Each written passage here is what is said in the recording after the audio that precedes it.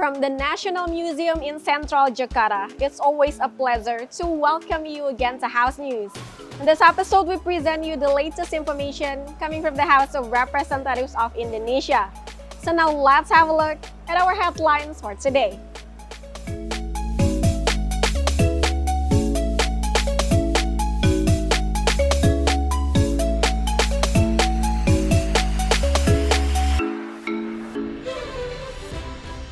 BKSAP of the House remains committed to promoting Palestinian independence. They will ensure this commitment is consistently represented in international engagements. In the education sectors, Prabowo's administration promises school renovations across Indonesia and also plans to implement an integrated flagship school program. The government has set an ambitious goal of achieving 8% economic growth within the term. To reach this target, there is a strong emphasis on the need for increased investment. The Legislation Committee has begun preparing a list of draft laws for the National Legislative Program. The prolegnas will guide the House in formulating and discussing draft laws as part of their legislative work. The National Museum in Central Jakarta resumes operations starting on October 15 after it was closed for more than a year due to fire last year. The Committee for Inter-Parliamentary Cooperation of the House affirmed its unwavering support for Palestinian independence. BKSAP is also committed to promoting justice and diplomacy in addressing the Palestinian issue. Chairpersons of the Committee for Inter-Parliamentary Cooperation of the House or BKSAP, Mardani Alisera said, the House will strengthen Indonesia's diplomatic efforts to support Palestinian independence. He highlighted the worsening situation in Palestine, where ongoing Israeli attacks have caused around more than 40,000 casualties. These attacks have specifically targeted healthcare facilities and medical personnel in Gaza, violating international law and human rights. Pekerjaan besar kita di fora internasional selalu mengangkat isu Palestina, tentu juga isu bagaimana hubungan luar negeri Indonesia, baik bilateral maupun multilateral terus kita dorong, tapi isu Palestina menjadi salah satu isu yang selalu kita angkat karena memang kondisinya sangat mengenaskan dan ini menjadi hutang bangsa Indonesia kepada Palestina yang mengakui kemerdekaan kita, sekarang Palestinanya terjajah demikian berat. Di fora internasional kita sudah sangat dikenal, nah kita mungkin di FGD itu akan mencoba cari cara bagaimana agar isu penguatan diplomasi di fora internasional diperkuat juga dengan isu Palestina di masyarakat. Additionally, Mardani mentions, the committee will conduct preparatory discussions to identify strategic issues for the next 5 years. The goal is to enhance the diplomatic role in international affairs. BKSAP will also initiate a Solidarity Day for Palestine in December to raise awareness and support for Palestinian rights. Andini and Yoga, TVA Parlemen Report. The House supports the government program to make 12 years of education mandatory for all children. This program ensures every child has the chance to attend school and enjoy equal learning opportunities. Vice Chairperson of Commission 10 of the House Lalu Hadrian Irvani said, education in Indonesia is still uneven, especially in remote and underdeveloped areas. The new government has set Quick Win program which is designed to increase access to education from early childhood through high school, focusing on regions with low educational achievement. Pak Prabowo itu menginginkan tidak ada yang putus sekolah. Dari pendidikan dasar, SD, SMP, SMA, itu nanti dibuat satu komplek terintegrasi. Prinsipnya kami di Komisi 10 sangat menyetujui itu. Asalkan, kan begitu, pendidikan ini merata di seluruh pelosok negeri. Nah, kalau konsepnya sekolah terintegrasi di pelosok-pelosok, di daerah yang tertinggal, itu sangat baik sekali. Karena kita tahu hari ini, 5 tahun ke belakang kemarin, bahkan 10 tahun ke belakang, masih banyak daerah-daerah kita yang putra-putri bangsa ini masih putus sekolah. The priority program will focus on improving schools and Islamic school or madrasah by renovating classrooms, providing new furniture, and upgrading sanitation facilities. This initiative will benefit more than 2,000 schools, creating better learning environments for students. The House and the government have agreed to allocate a budget of 4 trillion rupiah for the program in the 2025 state budget. Ratna Priyandini and Edo, TVR Parlemen report. The House urges the government to boost investment and optimize land use. These steps are important to reach the 8% economic growth target. Improving these areas will help support Indonesia's economic development. Member of the House Fadoli mentioned the government must simplify regulations related to domestic investment to attract domestic and foreign investors to invest in national projects. Increased investment in Indonesia would create more job opportunities and stimulate the local economy around the investment sites. Saya pikir ini kita berikan satu peluang dulu dan kita akan support dulu. Kita lihat nanti peluangnya bagaimana. Sejauh memang nanti apa yang tadi sudah saya sampaikan, banyaknya investor, kemudian di regulasi di bidang ekonomi, kemudian juga peningkatan produksi di pertanian dan industri, saya pikir itu akan menjadi bagian yang sangat bagus dan itu yakin nanti akan menuju ke pertumbuhan yang 8%.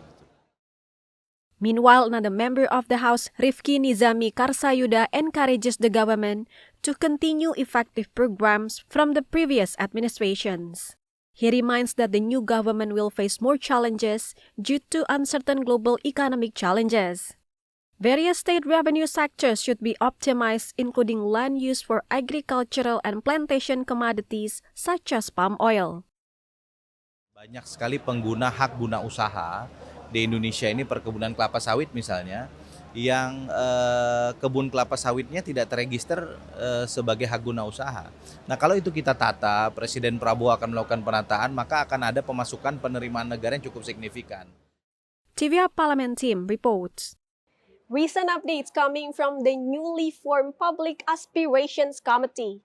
After the break, only on House News.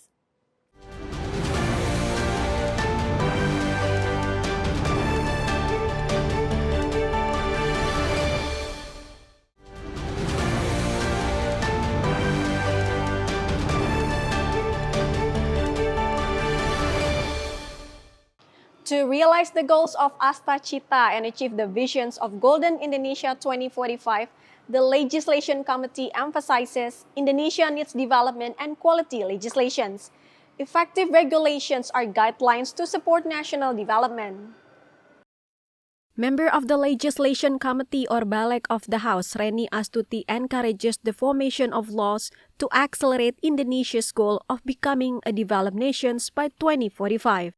Furthermore, she mentions lawmaking should align with the national medium-term and long-term development plans, especially regarding social, economic, and governance transformations.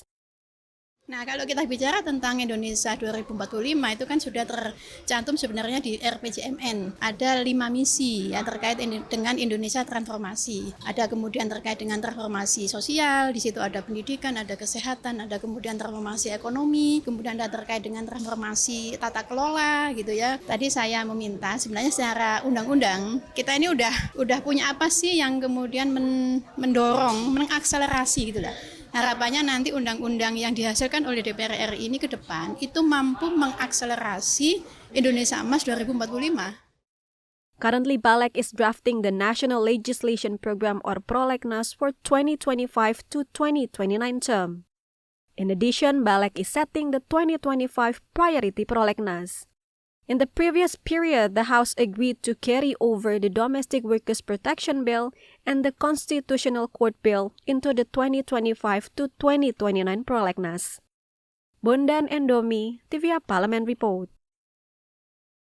After the leadership and members of Commission 5 are appointed, the Commission will start to review the received nomenclatures. They will also collect feedback from ministries and agencies about existing programs and budgets.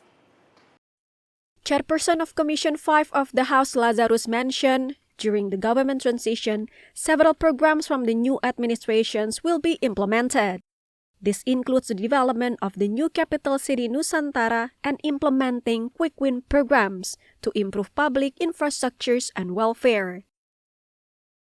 Program untuk tahun APBN tahun 2025 kan sudah kita tetapkan ya. Termasuk kemarin ya quick win juga pemerintah yang dari pemerintahan yang lalu Pak Jokowi ke Pak Prabowo ya untuk menampung seluruh kegiatan beliau juga ada beberapa kita sahkan di sini kemarin ya terkait dengan kelanjutan IKN, kemudian pembangunan untuk bangunan sekolah yang rusak dan kemudian itu ya 2 program kalau kami kebagian untuk terkait dengan quick win yang ada di Komisi 5. Sebenarnya persiapan kita untuk ketahanan pangan, infrastruktur dasar ini sudah cukup baik, tergantung seserius apa pemerintah dengan agenda ini.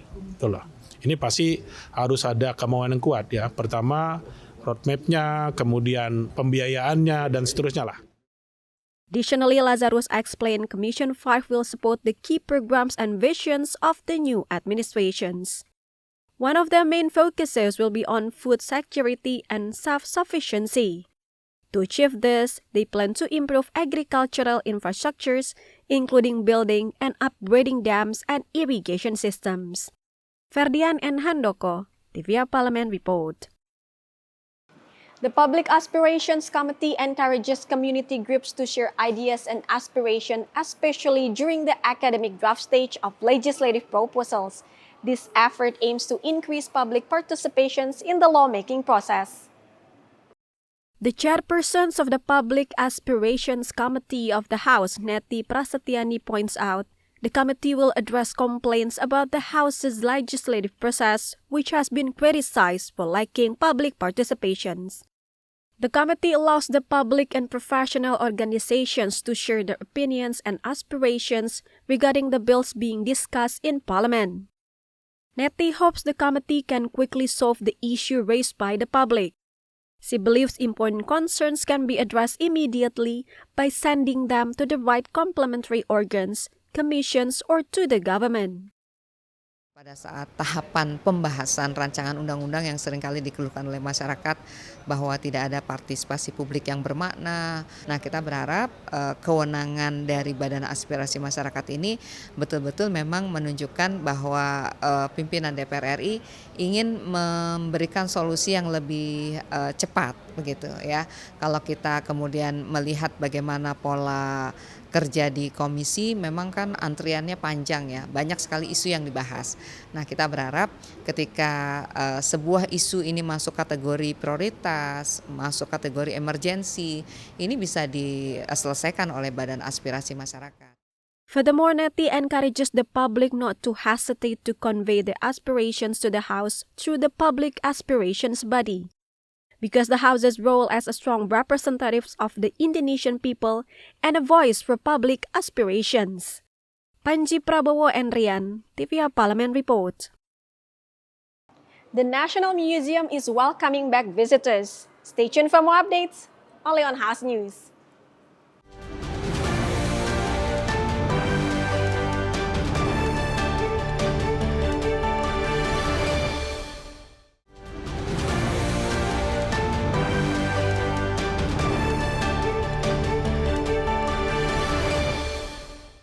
Indonesia's National Museum is welcoming back visitors a year after a fire destroyed the building. A new exhibition is showcasing written items taken by the Netherlands during the colonial period.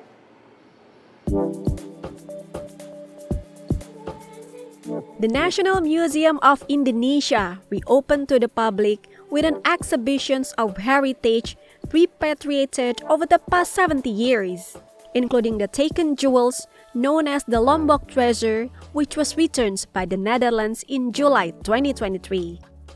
The museum has been closed for restorations since a devastating fire destroyed the building.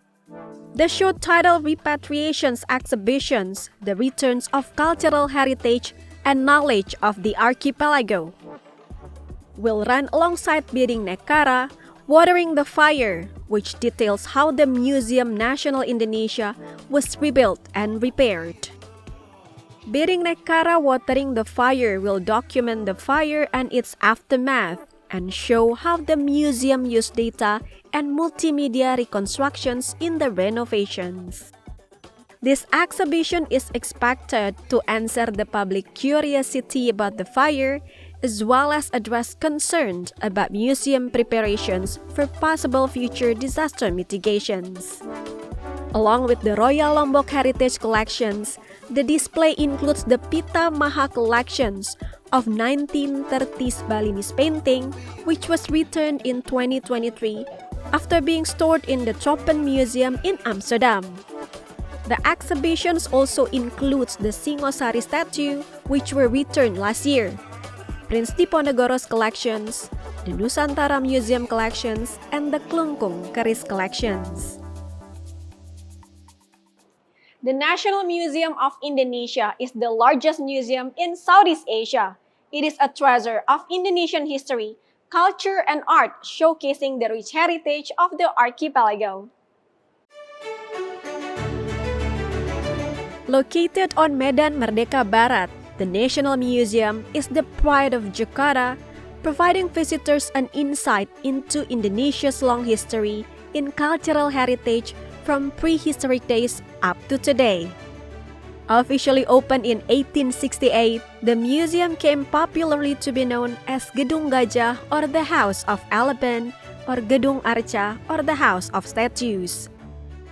It was named Gedung Gajah after the bronze elephant statue in the front yard, which was a donation from King Chulalongkorn of Thailand in 1871. It was also known as Gedung Arca, on account of the large variety of statues from different periods on display.